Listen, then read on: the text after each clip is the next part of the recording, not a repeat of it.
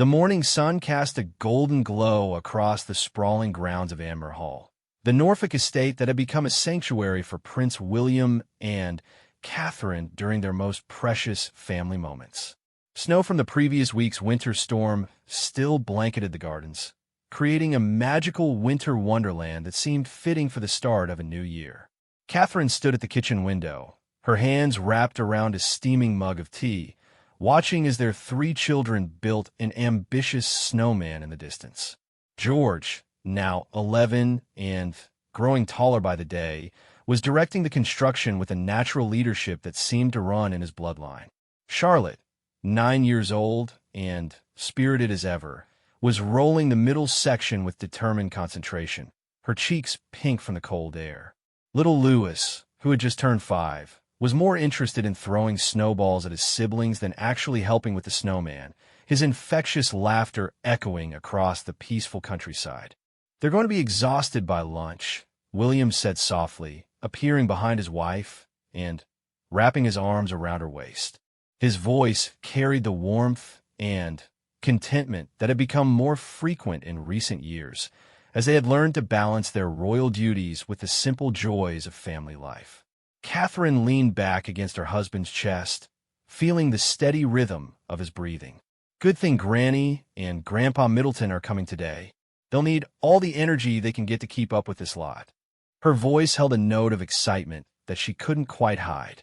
It had been too long since they had all been together properly, without the pressures of royal engagements or the watchful eyes of the media.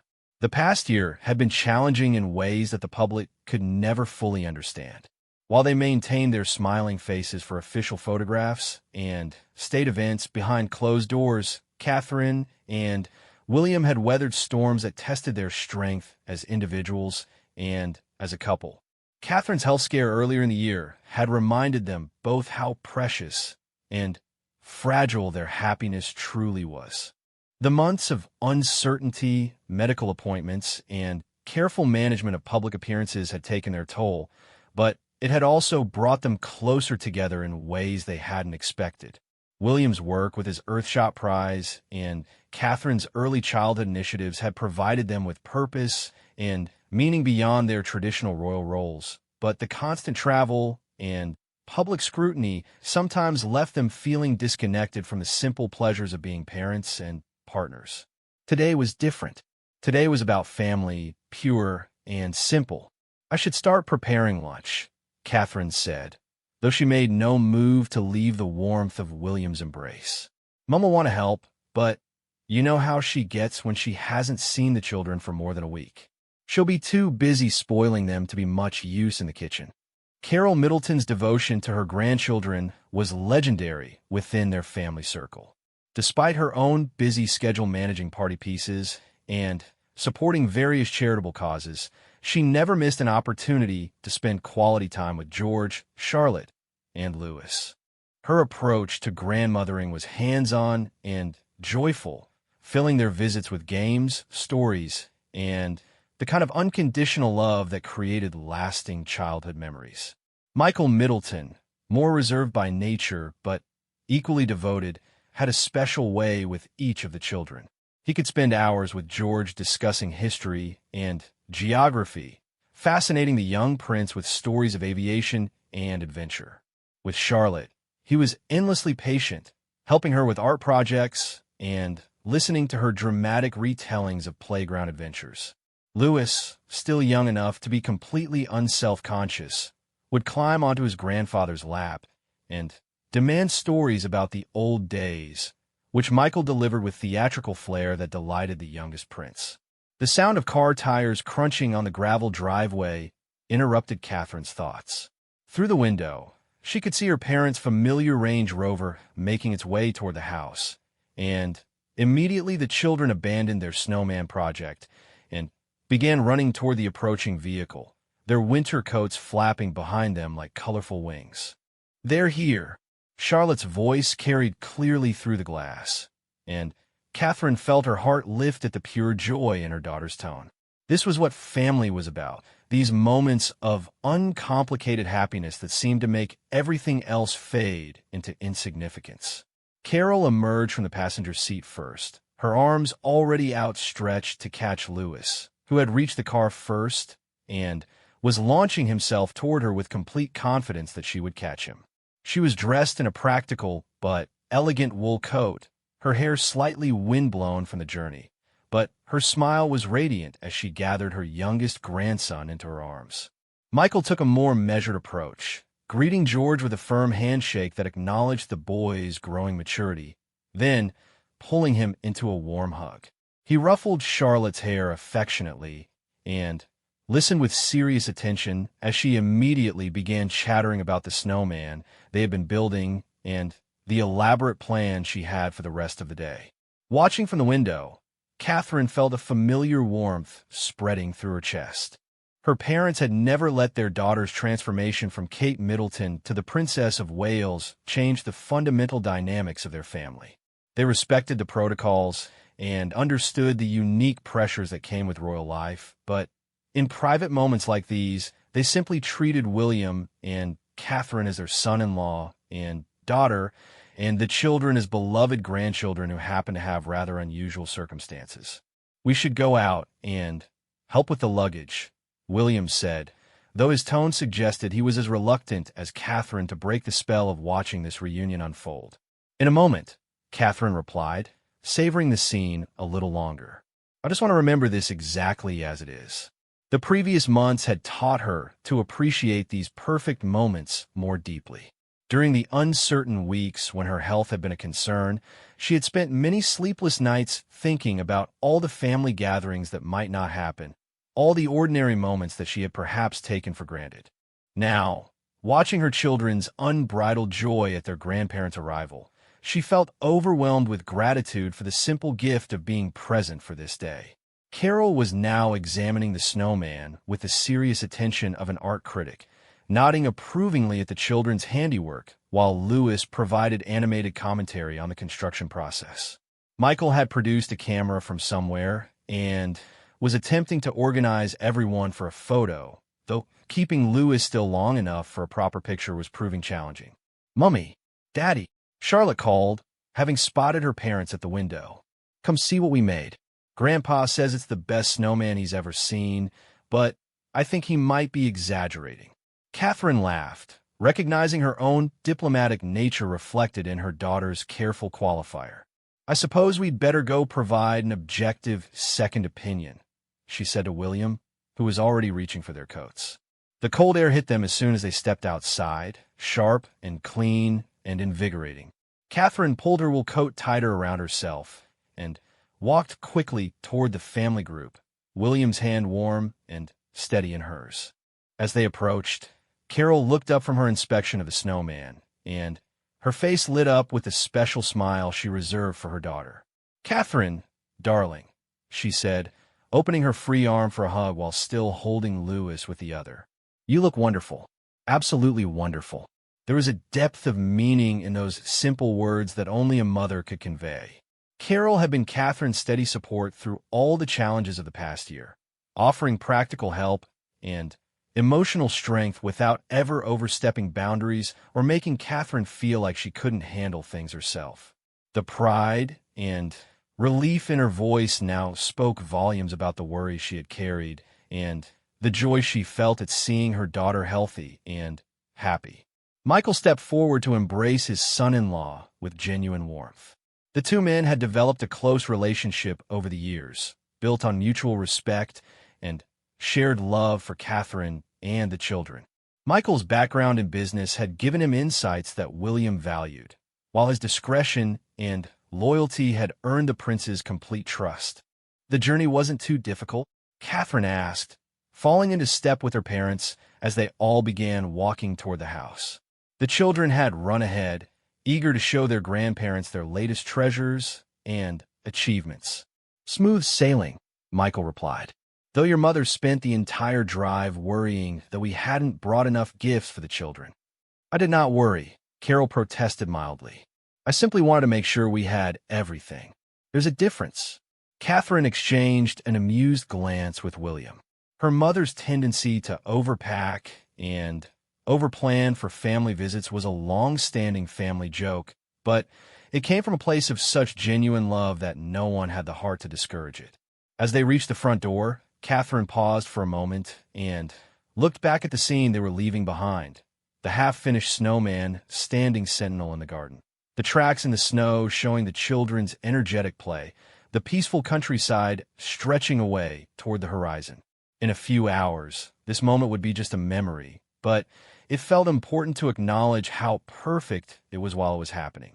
Inside the house, the warmth enveloped them like a welcoming embrace. The children immediately began pulling their grandparents toward the sitting room, chattering over each other in their eagerness to share everything that had happened since their last visit. George wanted to show off his latest school project, Charlotte had a new piece of artwork to display, and Louis had mastered a new song that he insisted on performing immediately. Catherine and William hung back slightly, content to watch as Carole and Michael settled into their roles as devoted grandparents. There would be time later for adult conversation, for catching up on family news, and discussing plans for the coming year. For now, this chaos of childhood energy and grandparental attention was exactly what they all needed. "I'll put the kettle on," Catherine said quietly to William, who nodded and moved to help Michael with their luggage. In the kitchen, as she filled the kettle and arranged her mother's favorite teacups on a tray, Catherine felt a profound sense of contentment settling over her. The year ahead would undoubtedly bring its own challenges and uncertainties. There would be royal tours to plan, charitable initiatives to launch, and the constant balancing act of raising 3 children in the public while trying to give them as normal a childhood as possible. But for today, none of that mattered. Today was about family, about the connections that had shaped her and continued to sustain her. It was about watching her children experience the unconditional love of grandparents who saw them not as future monarchs or public figures, but simply as George, Charlotte, and Louis, 3 remarkable children who happened to be the center of their world. The sound of laughter from the sitting room drew her attention, and she could hear Louis attempting his song while George provided musical accompaniment on an imaginary piano. Charlotte was directing the performance with her characteristic attention to detail, and she could hear her parents' delighted responses to this impromptu concert. These were the moments that mattered most, Catherine thought as she waited for the kettle to boil. These ordinary, extraordinary moments when love filled every corner of their home, and the future seemed bright with possibility. Whatever challenges lay ahead, they would face them together, supported by the strong foundation of family that made everything else bearable. The new year stretched ahead of them, full of promise and potential. But right now, in this perfect moment, Catherine was content to simply be present, to soak in the joy of having everyone she loved most gathered under one roof, safe and happy and together. The afternoon light filtered through the tall windows of Anmer Hall's dining room, casting dancing shadows across the polished wooden table where the family had gathered for lunch. The meal itself had been a delightful chaos of conversation, laughter, and the particular brand of organized mayhem that came with trying to coordinate 3 energetic children for adults and multiple courses of Catherine's carefully prepared comfort food. Louis had managed to get more roast beef on his shirt than in his mouth, despite Charlotte's patient attempts to help him use his fork properly. George had engaged his grandfather in an intense discussion about the history of aviation, which had somehow evolved into a detailed explanation of how helicopters worked, complete with hand gestures that nearly knocked over his water glass twice.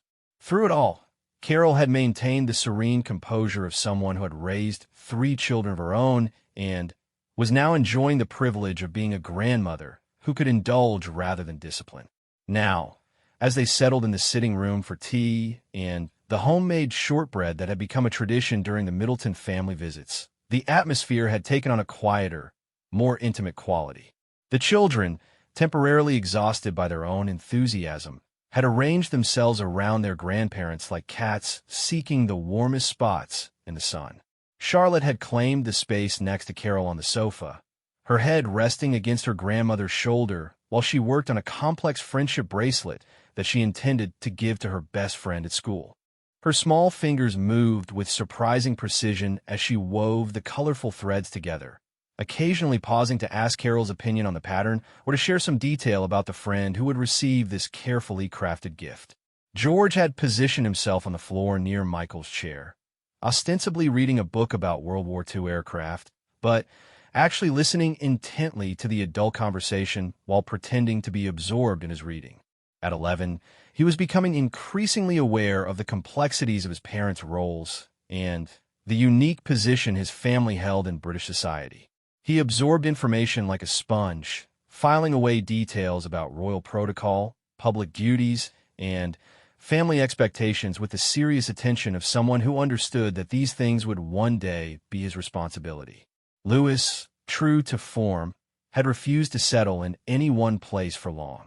He wandered between family members, stealing bites of shortbread, attempting to help Charlotte with her bracelet project, and providing running commentary on everything that caught his attention. His energy was infectious, and even when he was being slightly disruptive, no one had the heart to discourage his enthusiasm. "The children have grown so much since Christmas," Carole observed, watching as Louis climbed onto William's lap and immediately began investigating the pockets of his father's jumper. "Charlotte's artwork is becoming quite sophisticated, and George's knowledge about history is impressive. As for this little one," she gestured toward Louis, "he's developing quite the personality." William chuckled as Louis discovered a packet of mints in his pocket and began examining them with scientific curiosity. "Personality is certainly one way to describe it. His teacher says he's creatively energetic, which I think is diplomatic speak for exhausting, but charming. He reminds me of Pippa at that age," Michael said with a fond smile. "Same boundless energy and complete confidence that the world exists for her entertainment." Catherine felt a warm glow of happiness at the easy way her parents talked about her children, incorporating them naturally into the larger tapestry of family history and characteristics. It was one of the things she treasured most about these visits, the way her parents made the children feel like they belonged to something larger than just their immediate nuclear family, something that stretched back through generations and would continue into the future. "Speaking of Pippa," Catherine said, settling into the armchair across from her parents with her own cup of tea, "how are the wedding plans progressing? I know she's been torn between wanting something intimate and feeling like she needs to accommodate all the family expectations." Carole's expression grew slightly more serious, though her fondness for her younger daughter was evident in every word. "She's handling it well. Actually, better than I expected, to be honest. She and James have been very clear about wanting to keep things relatively small and personal, which I think is wise. After everything your family went through with your wedding planning, she's determined to maintain some sense of normalcy." The mention of Catherine and William's wedding brought back a flood of memories, some wonderful, some stressful, all of them now softened by the passage of time into something that felt more like a beautiful dream than a lived experience. The scale and spectacle of a royal wedding had been overwhelming at times, even as Catherine had felt grateful for the outpouring of love and support from around the world. "I hope she knows that William and I are happy to help with anything she needs," Catherine said, "whether that's navigating protocol questions or just providing moral support during the stressful moments." "She knows," Michael assured her, "and she appreciates it more than she probably expresses. You know how Pippa is. She likes to project independence even when she's feeling uncertain." George looked up from his book with the alert expression that indicated he had been following the conversation more closely than his casual posture suggested. "Is Aunt Pippa nervous about getting married?" Catherine considered how to answer honestly while keeping the explanation age-appropriate. "I think she's excited about marrying James, but planning a wedding can be a bit overwhelming sometimes. There are lots of details to coordinate, and she wants everything to be perfect. Like when Mummy planned Charlotte's birthday party, and she made 17 different lists." Louis piped up, having caught enough of the conversation to offer his own comparison. "Exactly like that," Catherine laughed, remembering her admittedly excessive preparation for Charlotte's most recent birthday celebration. Sometimes when we care about something being special, we worry too much about all the little details. Charlotte looked up from her bracelet project with the wise expression that sometimes surprised adults with its perceptiveness. But the party was fun, even though the cake wasn't the exact shade of pink you wanted. Maybe Aunt Pippa should worry less about perfect and more about happy. Carole beamed at her granddaughter's observation. That is excellent advice, sweetheart. I'll be sure to pass it along. The conversation drifted naturally to other family news. James's latest adventures in his hedge fund work, updates on various cousins and family friends, plans for upcoming holidays and celebrations. Catherine found herself relaxing more deeply into the rhythm of family gossip and shared memories, feeling the tensions of recent weeks gradually melting away. There is something profoundly restorative about these conversations that touched on the ordinary dramas and joys of extended family life. Royal duties required her to maintain a certain level of formal composure, to think carefully about every public statement and gesture. But here, surrounded by people who had known her since childhood, she could simply be herself, someone who worried about her siblings, delighted in her children's achievements, and found comfort in the familiar rhythms of family life. "How has your work been progressing with the Early Childhood Initiative?"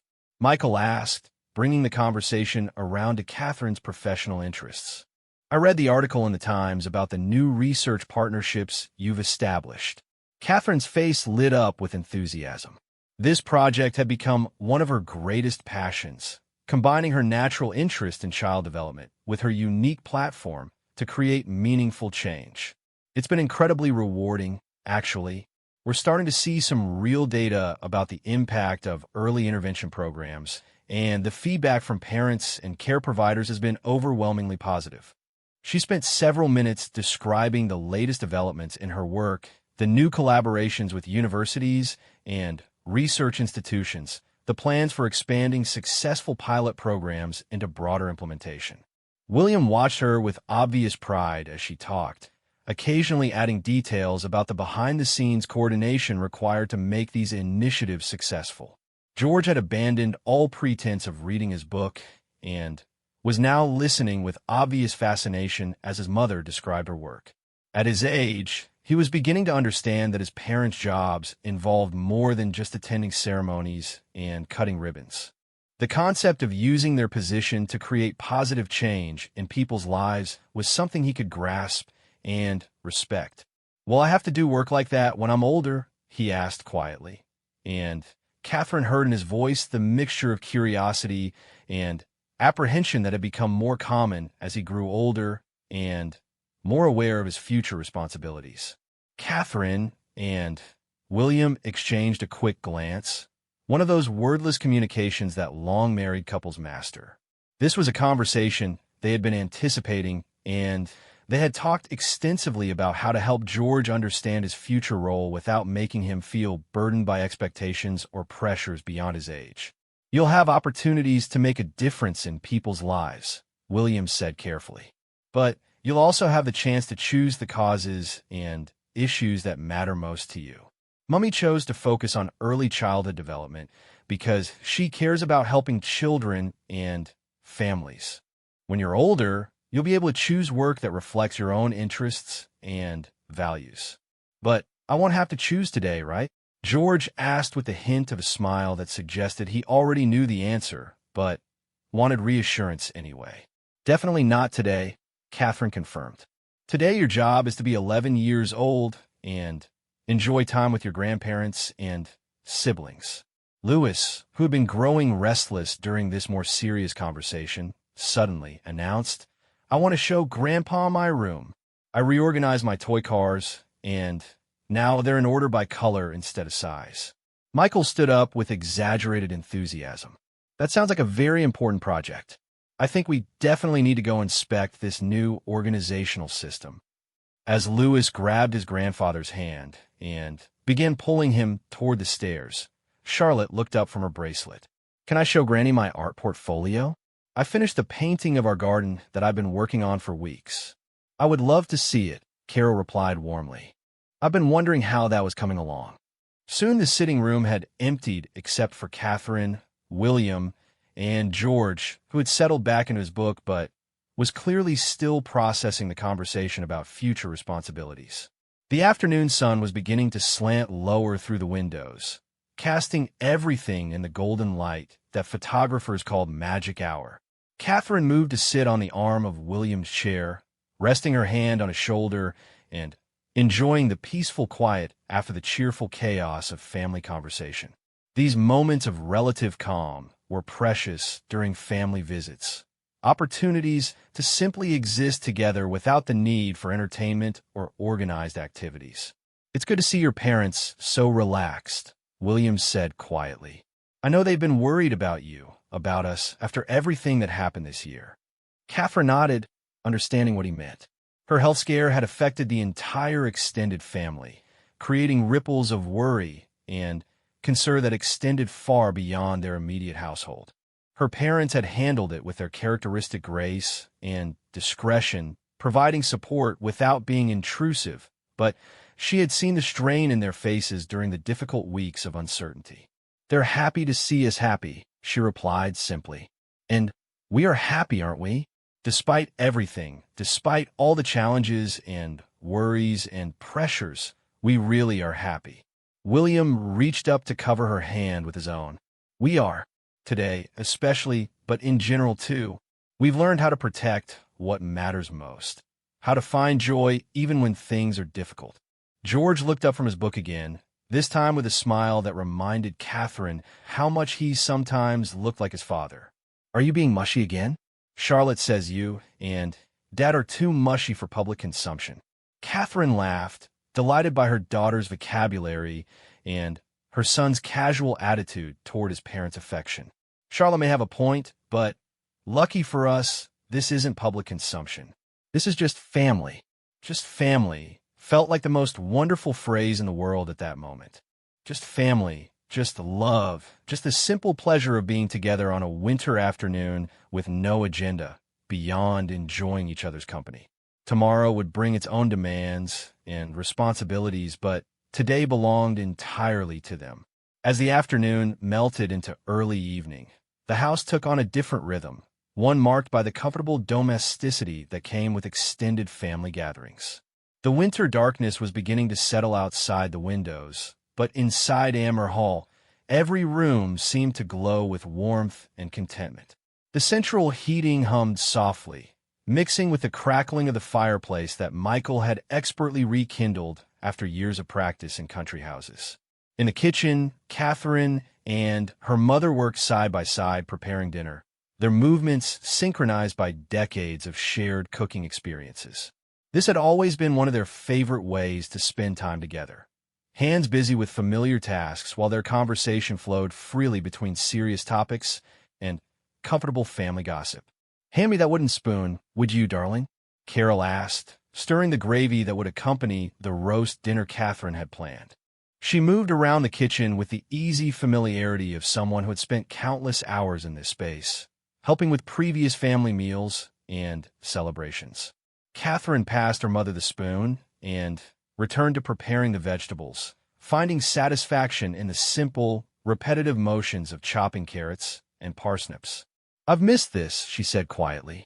"Cooking together, having everyone here at the same time. The past few months have been so busy that we haven't had a proper family gathering since Christmas."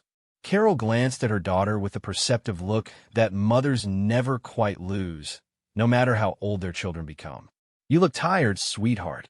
"Not unwell," she added quickly, seeing Catherine's slight frown. "Just tired. Like you've been carrying a heavy load for too long." Catherine paused in her chopping, considering how to respond. Her mother had always been able to read her emotional state with uncomfortable accuracy, and there was no point in pretending that the past year hadn't taken its toll.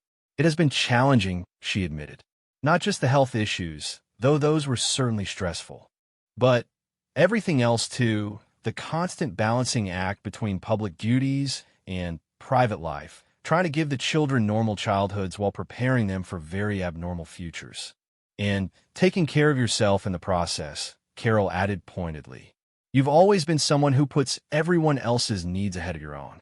It's one of your greatest strengths, but it can also be one of your greatest vulnerabilities. Through the kitchen window, they could see William and Michael in the garden with the children, all of them bundled up in warm coats and scarves, putting finishing touches on the snowman that had been abandoned earlier in the day. Lewis was directing operations with the kind of enthusiastic authority that only 5-year-old boys could muster, while George and Charlotte worked together to position the snowman's arms with scientific precision. Michael appeared to be serving as both consultant and photographer, capturing moments that would become treasured family memories. "William has been wonderful," Catherine said, watching her husband help Lewis reach high enough to adjust the snowman's scarf. "He's carried more than his share of everything, especially during the difficult weeks.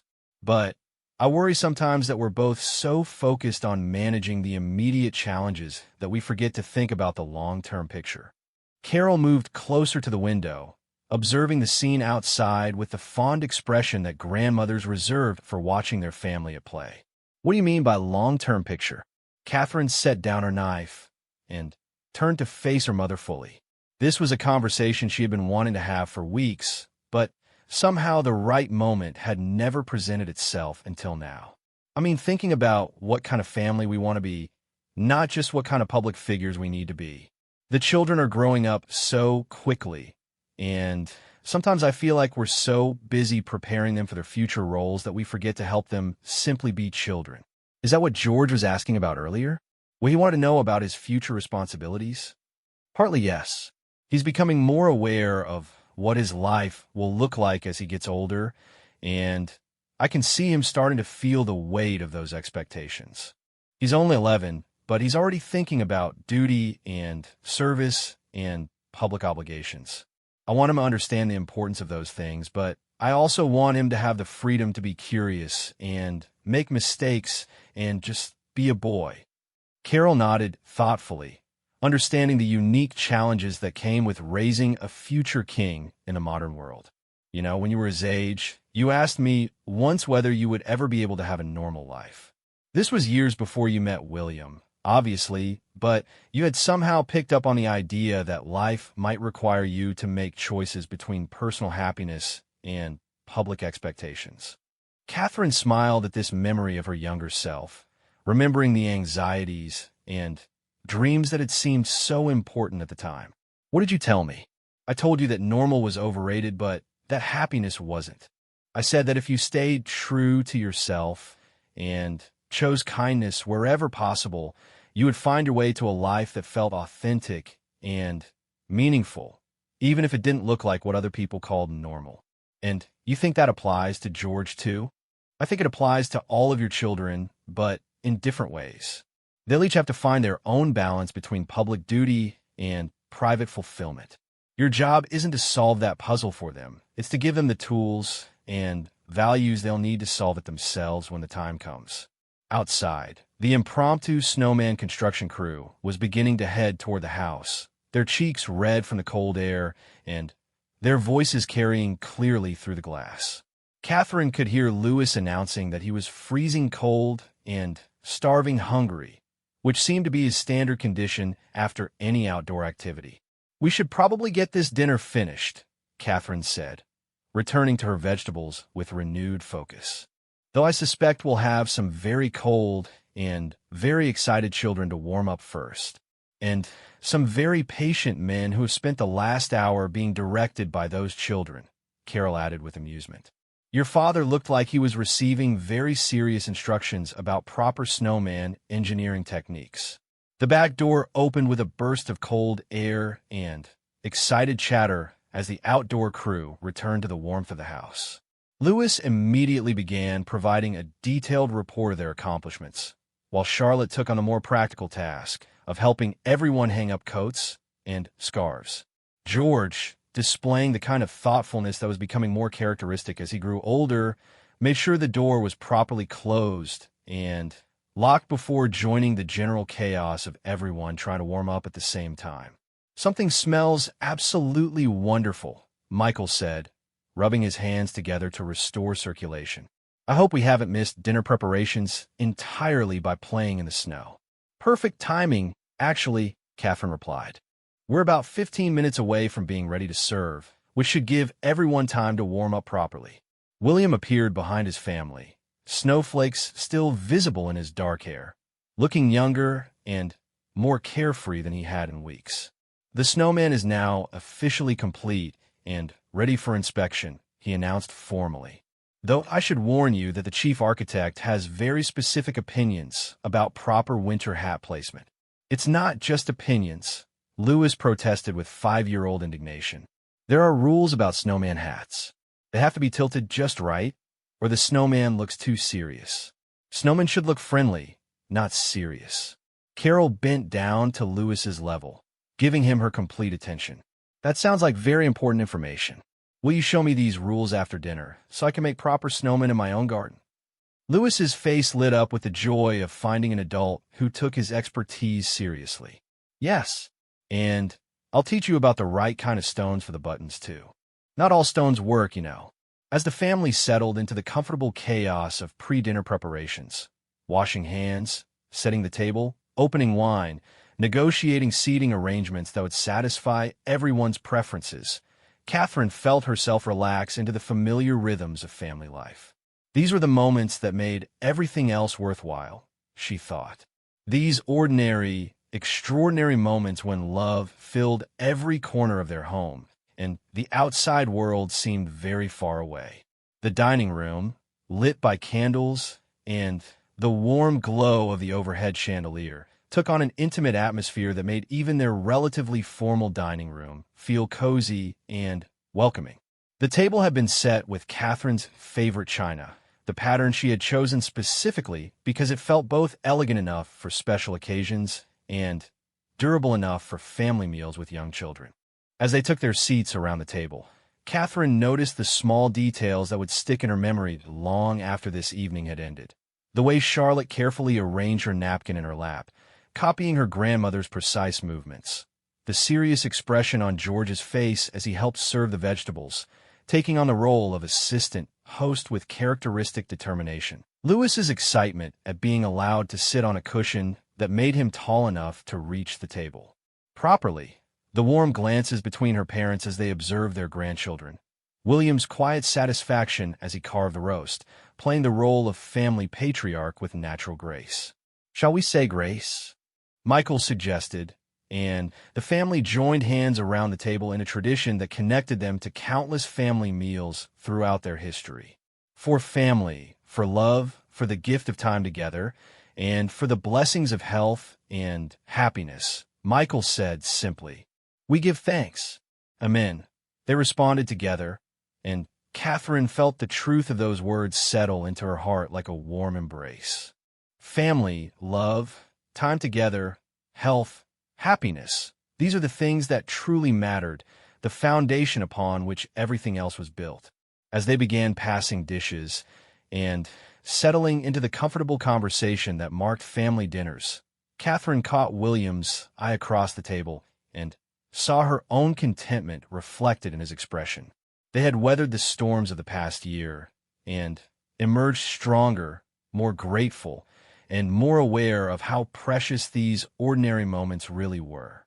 The evening stretched ahead of them, full of laughter and stories and the kind of comfortable domesticity that money couldn't buy and public position couldn't guarantee. Tomorrow would bring its own challenges and responsibilities, but tonight belonged entirely to family, to love, and to the simple joy of being together. The evening had settled into a gentle rhythm that felt like a warm embrace after the more energetic activities of the afternoon. Dinner had been a resounding success, filled with the kind of comfortable conversation and gentle teasing that marked the very best family gatherings.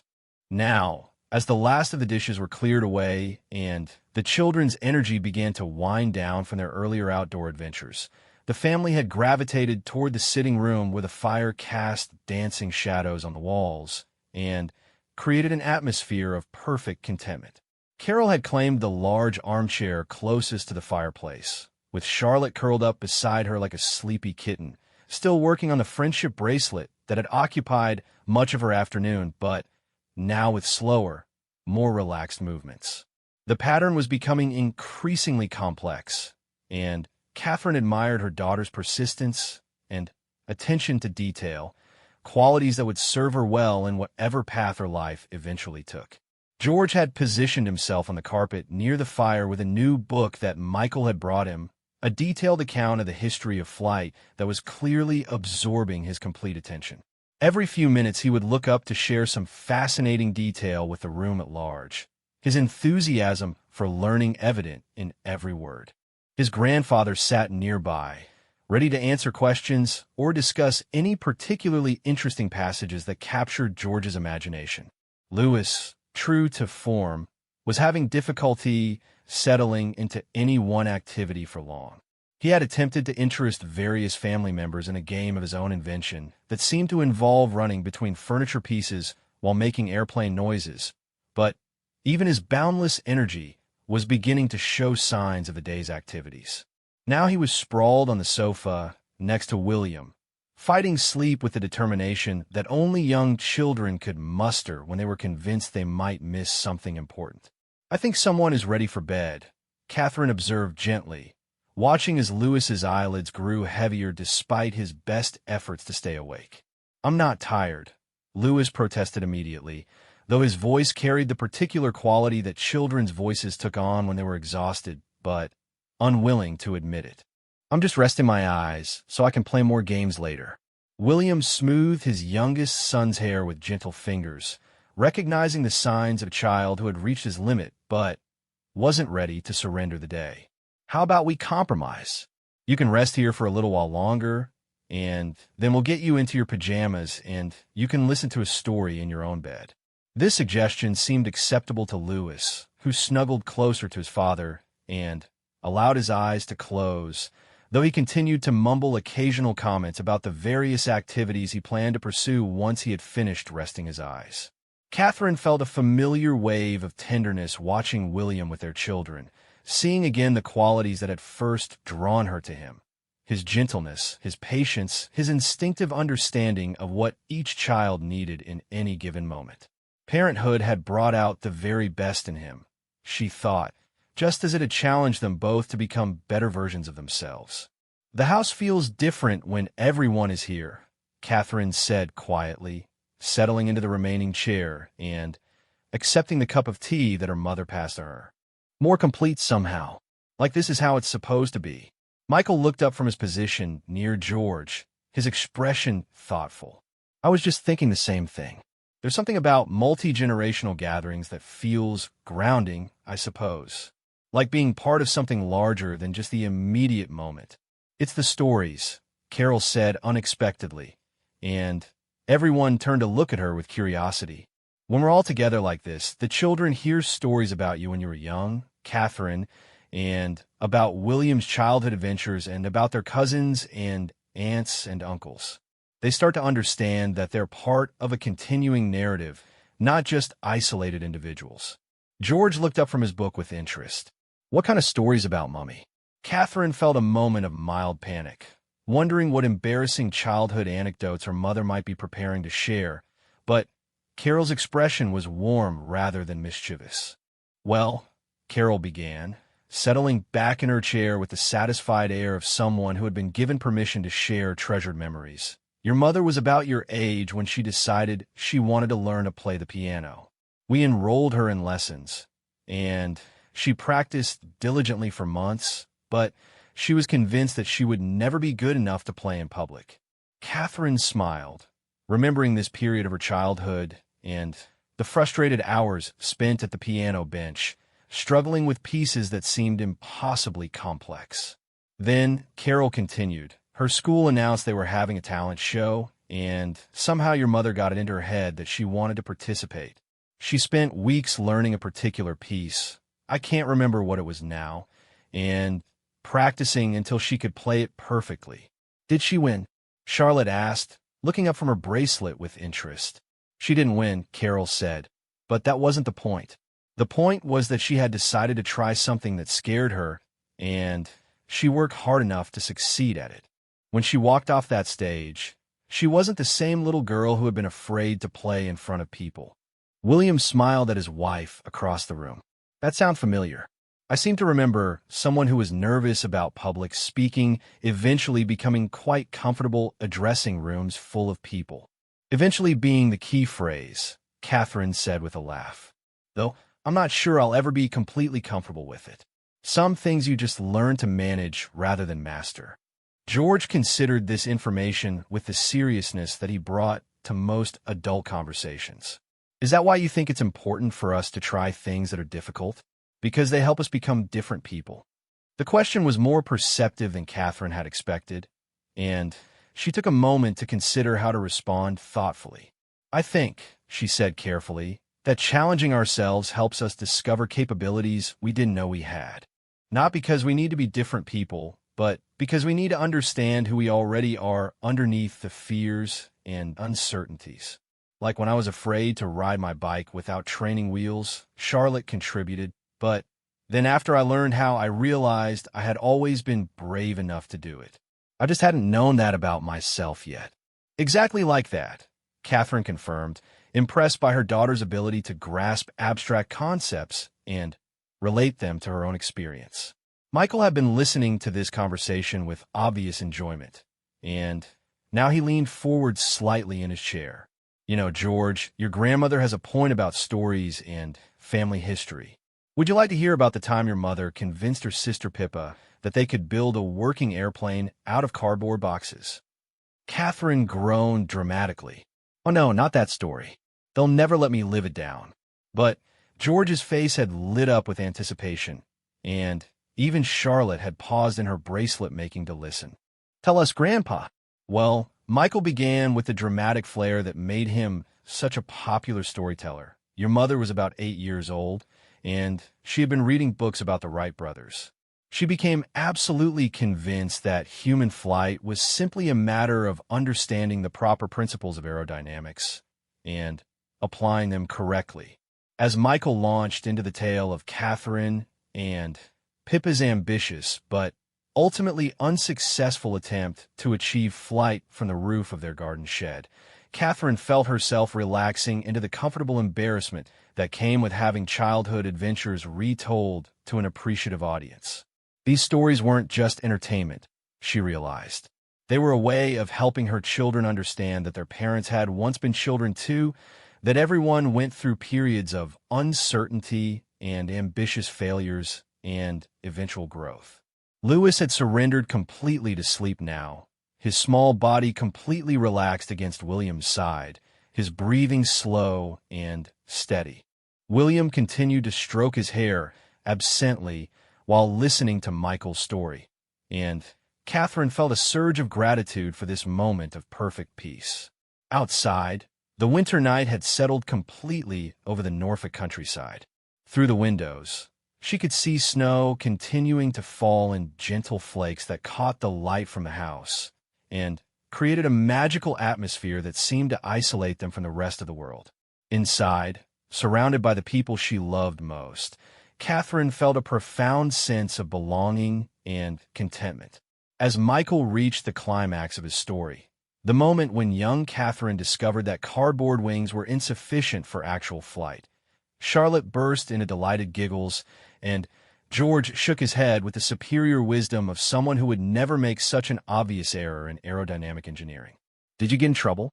Charlotte asked. Not exactly trouble, Catherine said, smiling at the memory. But I did have to explain to Mummy and Daddy why there were cardboard pieces scattered all over the garden, and why Pippa had a scraped knee, and why you both looked like you'd been rolling around in the dirt, Carole added with amusement. Though to be fair, you were both so pleased with your scientific experiment that it was difficult to be upset with you. William shifted slightly, careful not to disturb the sleeping Lewis, and caught Catherine's eye. I think we should probably start the bedtime process soon, he said quietly. This little one is completely done for the day, and the other two aren't far behind. Charlotte immediately began protesting that she wasn't tired and could stay up much later, but even as she spoke, Catherine could see the signs of exhaustion that meant bedtime would be a relief rather than a struggle. George was still alert, but there was a quality to his attention that suggested he was running on the final reserves of his energy. "How about this?" Catherine suggested diplomatically. "We'll get everyone ready for bed, and then Granny and Grandpa can come up to say goodnight, and perhaps share one more story before everyone goes to sleep." This compromise seemed acceptable to the children, and soon the house filled with the comfortable chaos of bedtime preparations. Louis was carried upstairs still sleeping, while Charlotte and George made their way more independently, though with frequent stops to share additional thoughts, observations, and questions about the day's events. As Catherine helped Charlotte into her pajamas and brushed her hair, her daughter chattered happily about the day's highlights: the snowman construction, the bracelet project, the stories from Grandpa Michael, the anticipation of showing her art portfolio to Granny Carole in the morning. "It's been a perfect day, hasn't it, Mummy?" Charlotte said as Catherine tucked her into bed. "It really has," Catherine agreed, kissing her daughter's forehead and breathing in the sweet scent of childhood, soap and shampoo, and the indefinable essence of young life lived fully. Down the hall, she could hear William and George discussing the book about aviation history, their voices carrying the comfortable cadence of father and son sharing mutual interests. The sound filled her with happiness, knowing that these conversations were building bonds that would last a lifetime.